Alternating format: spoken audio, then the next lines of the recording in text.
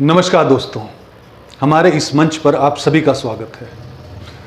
ये तो आप जानते ही हैं कि लोकसभा चुनाव जो हैं उनकी खूब तैयारियां चल रही हैं और उन तैयारियों के साथ साथ जो है विपक्ष के नेताओं पर प्रहार भी किया जा रहा है।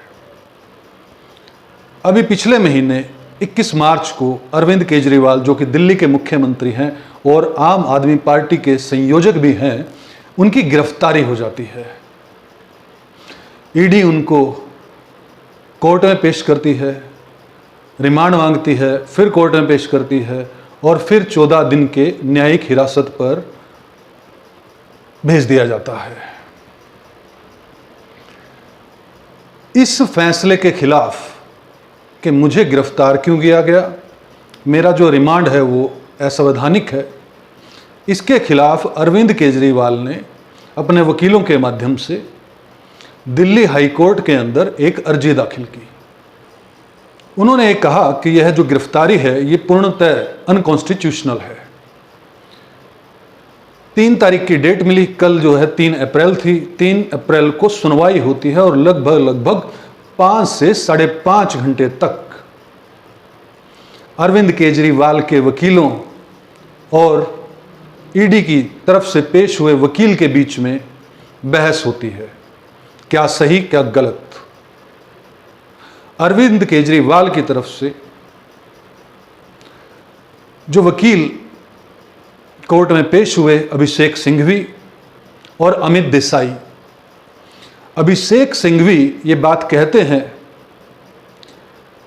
कि अरविंद केजरीवाल की गिरफ्तारी जो है वो गलत की गई है। लगभग 6 महीने पहले उनको सम्मन दिया गया और बीच बीच में सम्मन देते रहे और ठीक ऐन लोकसभा चुनाव से पहले उनको गिरफ्तार कर लिया गया। ईडी के पास ना कोई सबूत है, ना मनी ट्रेल है। मनी ट्रेल का मतलब कि ना ही किसी तरह का जो ईडी आरोप लगा रही है कि 100 करोड़ रुपए का शराब नीति के तहत जो है वो धन की उगाही की गई और उसको गोवा और पंजाब के इलेक्शन में लगाया गया। इस तरह का कोई मनी ट्रेल जो है वो ईडी के पास नहीं है और अरविंद केजरीवाल को गिरफ्तार करना गलत है, क्योंकि इस वक्त जो है वो लोकसभा के चुनाव हैं और लोकसभा के चुनावों के अंदर अरविंद केजरीवाल को अपनी पार्टी के लिए प्रचार प्रसार करना था और अरविंद केजरीवाल कहीं ना कहीं भारतीय जनता पार्टी के लिए एक मुसीबत बने हुए हैं। इसलिए उनको जानबूझकर ठीक लोकसभा चुनावों से पहले गिरफ्तार कर लिया गया। दोस्तों, ईडी की तरफ से जो एडवोकेट पेश हुए वो थे एएस राजू, बड़े सीनियर एडवोकेट हैं। उन्होंने जो दलीलें दी वो हास्यास्पद कहूं या उसे कोर्ट के सामने मजाक कहूं, क्योंकि जो एएस राजू दलीलें देते हैं वो 2 तरह की दलीलें देते हैं।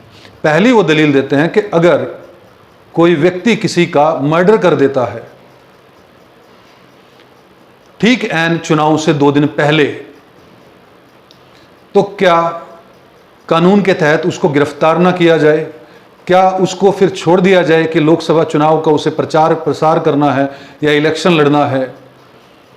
और दूसरा एग्जाम्पल देते हैं आतंकवादी का, कि अगर कोई आतंकवादी मिलिट्री की गाड़ी को बम से उड़ा देता है तो क्या उसको गिरफ्तार नहीं करना चाहिए, उस पर कार्रवाई नहीं करनी चाहिए?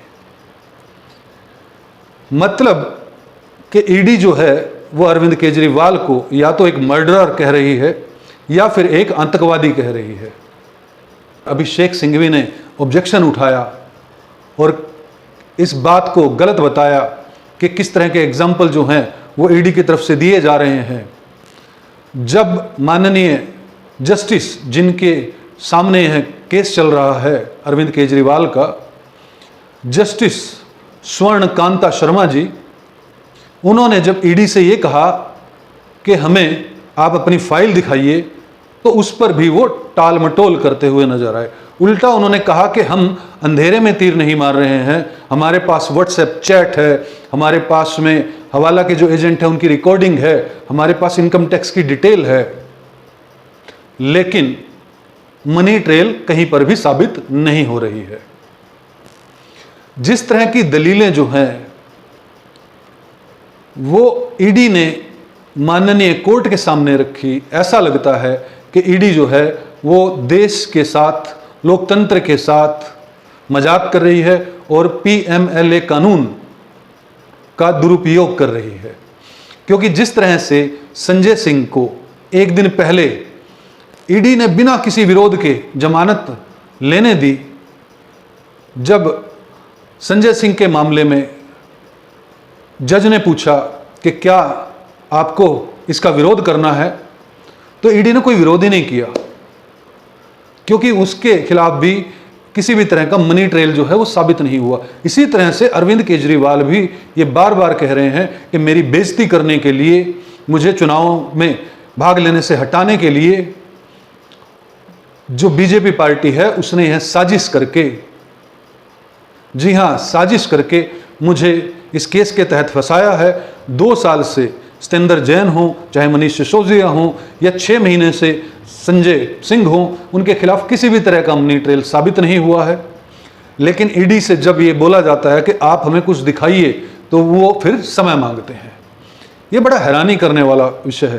5 - 5.5 घंटे वो ऐसी दलीलें देते हैं, और ऐसा ही हमने इलेक्टोरल बॉन्ड के केस में भी देखा कि जबकि एसबीआई के जो वकील थे वो ऐसी ऐसी बचकानी दलीलें दे रहे थे कि मेरे जैसा एक आम आदमी, क्योंकि मैं कोई प्रोफेशनल लॉयर नहीं हूं कि मैं इन बातों को बड़े आसानी से समझ पाऊं, लेकिन मेरे जैसा एक आम आदमी भी जब इन दलीलों को बचकानी कह रहा है, और पूरे देश के सामने एसबीआई की जिस तरह से उन्होंने किरकिरी करवाई, इस तरह से ईडी भी जब जैसे ही कोर्ट में प्रोड्यूस हो रही है, वैसे ही वो पूरे केस के अंदर जीरो पर आकर खड़ी हो जाती है। किसी भी तरह का कोई सबूत नहीं पेश कर सकती। किसी तरह का सबूत अगर पेश करने के लिए कोर्ट उन्हें बोलती है कि हमें फाइल दिखा दो या हमें कोई एविडेंस दिखा दो, तो उस पर वो शून्य हो जाती है।